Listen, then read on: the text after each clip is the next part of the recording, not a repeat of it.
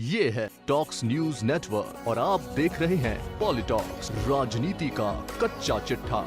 आज हम राजनीतिक जगत के एक ऐसे खिलाड़ी की बात करेंगे जो समय समय पर कहते हैं कि अभी मेरी पॉलिटिक्स खत्म नहीं हुई है। हर बार वे अपने बयानों से सत्ता और विपक्ष के नेताओं में हलचल मचा देते हैं। अब एक बार फिर उन्होंने ऐसे संकेत दिए हैं कि कांग्रेस की नींद उड़ गई है। पिछले वर्ष 12 दिसंबर 2020 को अपना 80वां जन्मदिन मना चुकी राष्ट्रवादी कांग्रेस पार्टी के चीफ और महाराष्ट्र के पूर्व मुख्यमंत्री शरद पवार की एक बार फिर विपक्ष के नेतृत्व की जिम्मेदारी संभालने के लिए सियासत जवां होने लगी है।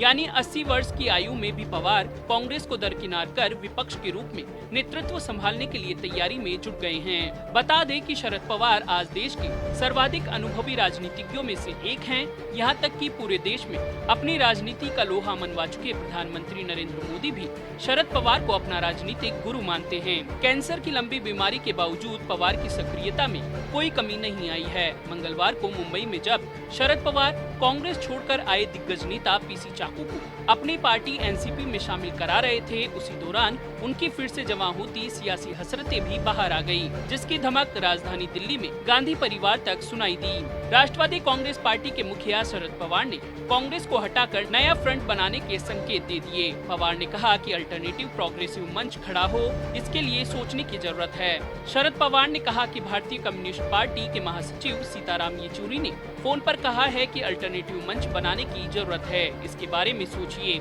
येचुरी के जवाब के बाद एनसीपी के मुखिया पवार ने कहा कि कोई भी साथी जब भी इस तरह के प्रस्ताव देते हैं तो हम इस पर ध्यान देते हैं। शरद पवार की इस नई कवायद के बाद कांग्रेस विपक्ष के तौर पर और कमजोर हो जाएगी, क्योंकि पार्टी के अंदर गुलाम नबी आजाद, कपिल सिब्बल, आनंद शर्मा, मनीष तिवारी और राज बब्बर समेत कई ऐसे नेता हैं जो गांधी परिवार का नेतृत्व नहीं चाहते हैं। बता दें कि ये कांग्रेसी नेता गांधी परिवार के नेतृत्व पर पहले से ही सवाल उठाते आ रहे हैं। कांग्रेस पार्टी में असंतुष्ट चल रहे ये सभी नेता शरद पवार के काफी करीबी माने जाते हैं। देश की सबसे पुरानी पार्टी कांग्रेस में नेतृत्व विहीनता की स्थिति बहुत पहले से महसूस की जा रही है। आज के दौर में न सिर्फ विपक्षी दल बल्कि सत्ता पक्ष के लोग भी एक मजबूत विपक्ष की कमी महसूस कर रहे हैं। कांग्रेस की दिशाहीनता अन्य विपक्षी दलों के अंदर भी असंतोष पैदा कर रही है। कांग्रेस से इतर विपक्ष के कई राजनीतिक दलों के नेता सही और परिपक्व विपक्ष का न होना मोदी सरकार के खिलाफ संसद और संसद के बाहर अपने आप को कमजोर महसूस कर रहे हैं। लेकिन विपक्ष में सर्वाधिक संख्या रखने वाली कांग्रेस पार्टी और उसका नेतृत्व ही रोड़ा बना बैठा है। विपक्षी दलों के नेता यह मानने लगे हैं कि देश को एक गंभीर विपक्ष के नेतृत्व की जरूरत है।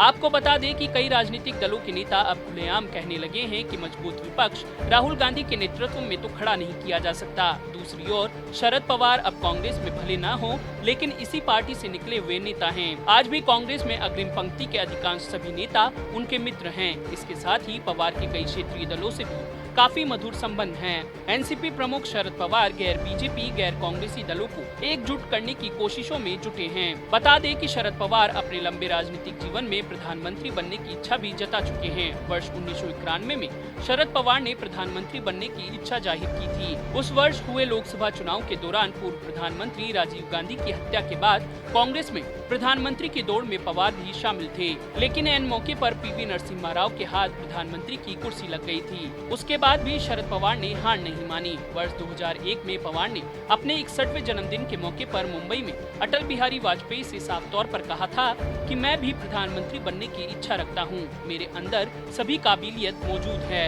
वर्ष 2014 में मोदी सरकार ने केंद्र में कमान संभाली, तभी से विपक्ष बिखरता चला गया। इसका सबसे बड़ा कारण रहा कि विपक्ष की कई पार्टियों को कांग्रेस का नेतृत्व पसंद नहीं है। वहीं दूसरी ओर कांग्रेस अपने नेतृत्व को लेकर लंबे समय से असमंजस से जूझ रही है, तो दूसरी तरफ उसके तमाम सहयोगी दल भी अपनी अलग सियासी राह तलाश रहे हैं। महाराष्ट्र में भले ही शिवसेना राहुल के साथ गठबंधन करके अपनी सरकार चला रही हो, लेकिन उन्हें कांग्रेस का केंद्र के स्तर पर नेतृत्व स्वीकार नहीं है। कुछ महीने पहले ही शिवसेना ने कहा था कि राहुल गांधी मेहनत तो कर रहे हैं, लेकिन अभी भी उनके नेतृत्व में कमी है। ऐसे में शरद पवार अगर अगुवाई करते हैं तो विपक्ष को एक मजबूत ताकत मिलेगी। वहीं समाजवादी पार्टी के नेता अखिलेश यादव और बसपा प्रमुख मायावती भी अगले वर्ष उत्तर प्रदेश में होने वाले विधानसभा चुनाव में कांग्रेस से दूरी बनाकर चल रहे हैं, यानी सपा और बसपा को भी कांग्रेस का नेतृत्व पसंद नहीं है। तृणमूल कांग्रेस प्रमुख ममता बनर्जी चाहती है कि चुनाव के बाद राष्ट्रीय स्तर पर भारतीय जनता पार्टी के खिलाफ एक मोर्चा बने, जिसका अपना एक एजेंडा हो। ममता बनर्जी के इस बयान के बाद राष्ट्रीय कांग्रेस पार्टी के मुखिया शरद पवार की ओर से ममता के लिए चुनाव प्रचार करने के लिए रूपरेखा तैयार की गई है। यही नहीं, शरद पवार के इस आह्वान के बाद शिवसेना, राष्ट्रीय Janata Dal, Samajwadi party, Jharkhand Mukti Morcha TMC chief ममता के समर्थन में प्रचार करने के लिए तैयार हो गए। इसके अलावा विपक्षी दल टीआरएस, बीजू जनता दल, वाईएसआर कांग्रेस भी पवार के साथ उनके अच्छे राजनीतिक संबंध हैं और उनके नाम पर सहमत हो सकते हैं। अब शरद पवार गैर कांग्रेसी विपक्षी दलों को साथ लाने की कवायद में जुट गए हैं, जिसके लिए सभी की निगाहें पश्चिम बंगाल सहित देश के 5 राज्यों में हो रहे विधानसभा चुनाव के नतीजों पर टिकी है। इन राज्यों के चुनाव परिणामों के बाद अगर शरद पवार कांग्रेस को हटाकर थर्ड फ्रंट बनाते हैं तो सबसे बड़ा झटका कांग्रेस और गांधी परिवार को लगेगा। बता दें कि 1999 में ही सोनिया गांधी के विदेशी मूल के मुद्दे पर कांग्रेस से अलग होकर शरद पवार ने राष्ट्रीय कांग्रेस पार्टी का गठन किया था। पॉलिटॉक्स ब्यूरो, दिल्ली। ये है टॉक्स न्यूज नेटवर्क और आप देख रहे हैं पॉलिटॉक्स, राजनीति का कच्चा चिट्ठा।